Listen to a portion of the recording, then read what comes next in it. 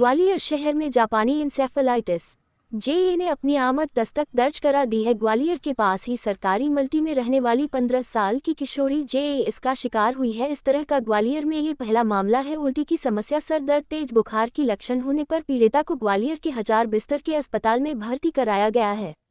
किशोरी की जब डॉक्टर के द्वारा जाँच की गई तब उसके अंदर जेई की लक्षण की पुष्टि हुई। फिलहाल किशोरी डॉक्टरों की सतत निगरानी में है और उसे संपूर्ण क्षेत्र को हाई अलर्ट मोड पर रखा गया है। जानकारों की माने तो यह वायरस एक से दूसरे व्यक्ति की संपर्क में आने से नहीं फैलता है।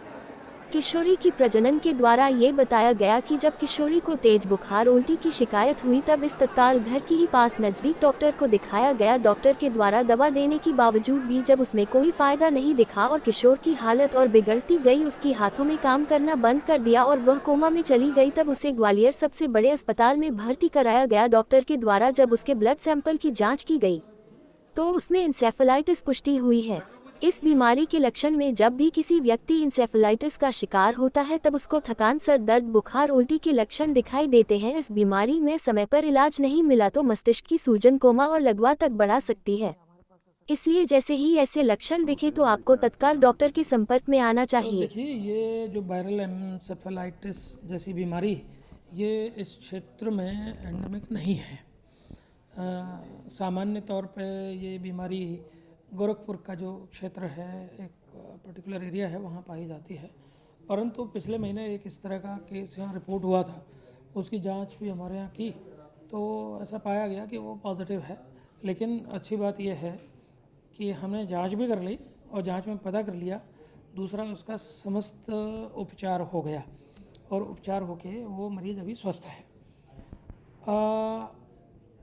आपने कहा कि सुविधाओं का अगर देखा जाए तो मैं ये कह सकता हूँ कि हम टर्सरी केयर सेंटर पे ये सारी सुविधाएं हमारे पास, चाहे वायरोलॉजी हो या बैक्टीरियोलॉजी हो, चाहे वो आयर इन्वेस्टिगेशन, एमआरआई, सीटी स्कैन, सब उपलब्ध हैं। लक्षण इसके सामान्य तौर पे दिमागी बुखार होता है ये, और दिमाग में सूजन आती है, तो जो ब्रेन से संबंधित जो लक्षण हैं वो इसमें आते हैं। तो कभी कभी मरीज बेहोश भी हो जाता है और उसको जो बेहोशी के लक्षण हैं उससे संबंधित जो उपचार है उसकी आवश्यकता पड़ती है, तो वो सभी अपने पास उपलब्ध है। मैन टू मैन नहीं फैलता है जैसा बताया जाता है।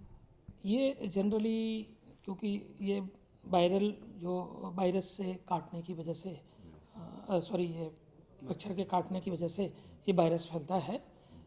तो इस तरह का हमारे अपने क्षेत्र में ये नहीं पाया जाता, परंतु हो सकता है कि उस मरीज़ का कहीं से ट्रैवल हिस्ट्री रही हो या कुछ ऐसा कारण रहा हो, चूँकि उत्तर प्रदेश के बॉर्डर से वो मरीज़ आया था।